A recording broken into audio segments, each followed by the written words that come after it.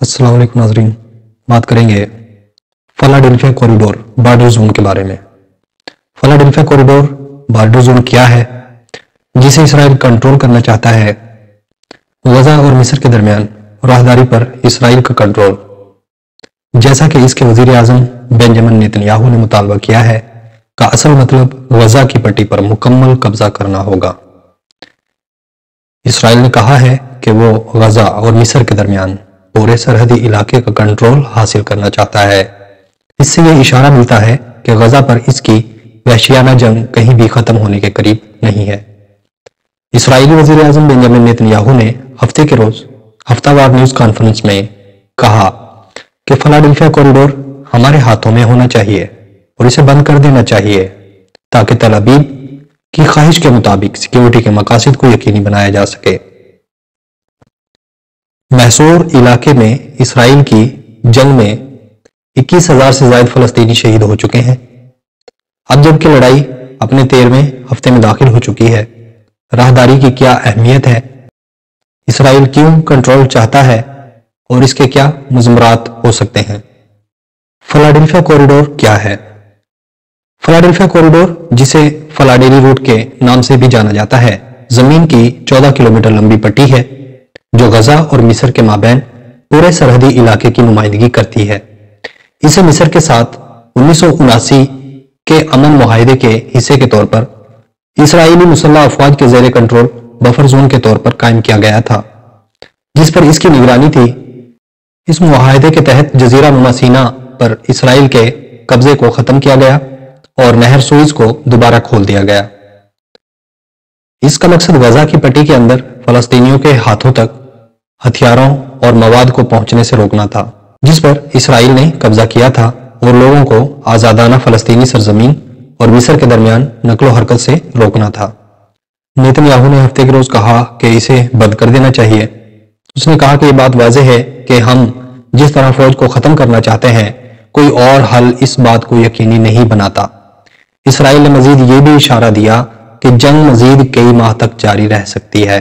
मिस्र इस मामले में कहां है? सन 2005 में इसराइल ने बैनुल अक़वामी दबाव पर गजा की पट्टी से दस्तबरदारी इख्तियार कर ली और बल्कि गुंजान आबाद फलस्तीनी सरजमीन को दुनिया की सबसे बड़ी ओपन एयर जेल में तब्दील कर दिया। मिस्र इस कॉरिडोर के कंट्रोल में अहम खिलाड़ी बन गया, जो गजा का बैरूनी दुनिया के साथ वाहिद रास्ता है जो इसराइल के कंट्रोल में नहीं है, क्योंकि तल अबीब ने बाकी तमाम अतराफ से पट्टी की जमीनी, समुद्री और फिजाई नाकाबंदी की हुई है। सन 2005 में इस इलाके से इसराइल के इनखिला के बाद होने वाले एक मुआहदे के तहत मिस्र को कॉरिडोर के मिस्र वाले हिस्से में गश्त और हिफाजत के लिए 750 फौजी और हैवी वेपन तैनात करने की इजाजत दी गई थी, जबकि दूसरी तरफ की जिम्मेदारी फलस्तीनी अथॉरिटी के हवाले कर दी गई थी।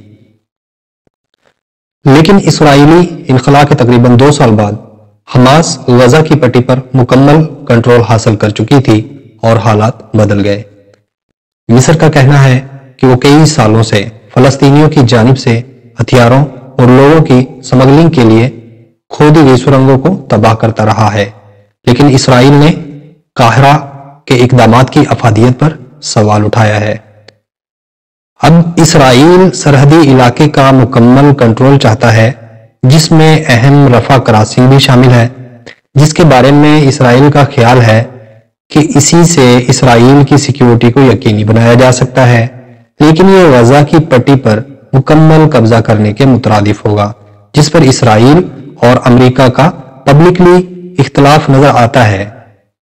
मिस्र और हमास दोनों ही इसराइल की जानिब से राहदारी का कंट्रोल हासिल करने के खिलाफ रहे हैं, और मिस्र के सदर अब्दुल फताह अल सीसी बारहा कह चुके हैं कि काहिरा फलस्तीनियों को इनके आबाई वतन से बेघर होकर मिस्र आने की इजाजत नहीं देगा।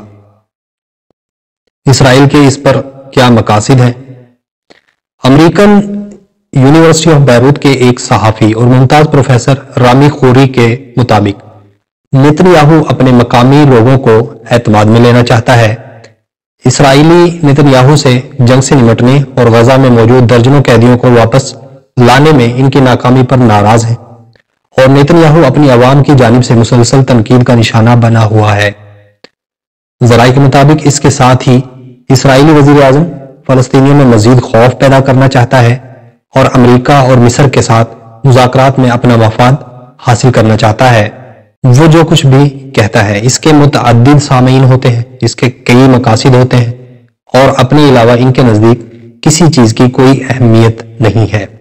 فلاڈیلفیا کوریڈور یہ ایک الگ اور اضافی چیز ہے جسے وہ مذاکرات میں شامل کر رہے ہیں، یعنی زیادہ سے زیادہ شرائط رکھنا تاکہ جتنا ہو سکے فائدہ حاصل کیا جائے۔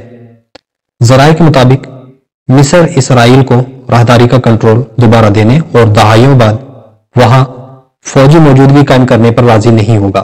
نیتن یاہو کے بیان کو 1948 میں اپنے قیام کے بعد سے اسرائیل کی جانب سے علاقائی توسیع پسندی کی مسلسل کوششوں کے تناظر میں بھی دیکھا جا سکتا ہے، حالانکہ اس عمل سے اب تک اسرائیل کی سیکیورٹی کی صورتحال قائم نہیں ہو سکی۔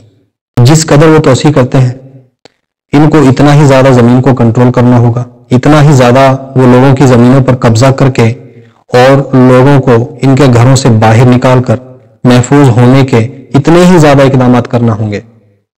ان کو سمجھنا ہوگا کہ ان اقدامات سے وہ مزید انسیکیور ہو جاتے ہیں۔ ان کے یہ اقدامات صرف فلسطینیوں اور دوسری جماعتوں جیسا کہ لبنان میں حزب اللہ کی مزاحمت کی شدت میں مزید اضافے کا سبب بنتے ہیں۔ تجزیہ کار سے جب پوچھا گیا کہ کیا اسرائیل شمال میں ایک اور راہداری نہیں چاہتا تھا تو اس نے بتایا جی ہاں، اسرائیل نے غزہ کے شمالی حصے کے ساتھ اپنی سرحد کے ساتھ ایک اور بفر زون کا خیال گزشتہ ماہ عرب رہنماؤں اور امریکہ کو پیش کیا تھا۔ اطلاعات کے مطابق تل ابیب غزہ کے اندر اس راہداری کو قائم کرنا چاہتا ہے تاکہ اس بات کو یقینی بنایا جا سکے کہ اسے 7 اکتوبر کو حماس کے حملے کی طرح ایک اور حملے کا سامنا نہ کرنا پڑے جس میں اسرائیل کے اندر تقریباً 1140 افراد ہلاک ہوئے تھے۔ رواں ماہ کے اوائل میں وائٹ ہاؤس کی قومی سلامتی کونسل کے ترجمان جان کربی نے کہا تھا کہ واشنگٹن غزہ کی جغرافیائی حدود میں کسی بھی قسم کی کمی کی مخالفت کرتا ہے۔ امریکہ نے یہ بھی کہا ہے کہ وہ چاہتا ہے کہ فلسطینی اتھارٹی اس پٹی کی سیکیورٹی کو اپنے ہاتھ میں لے جو اسرائیل کی وہاں براہ راست موجودگی قائم کرنے کی خواہش کے منافی ہے۔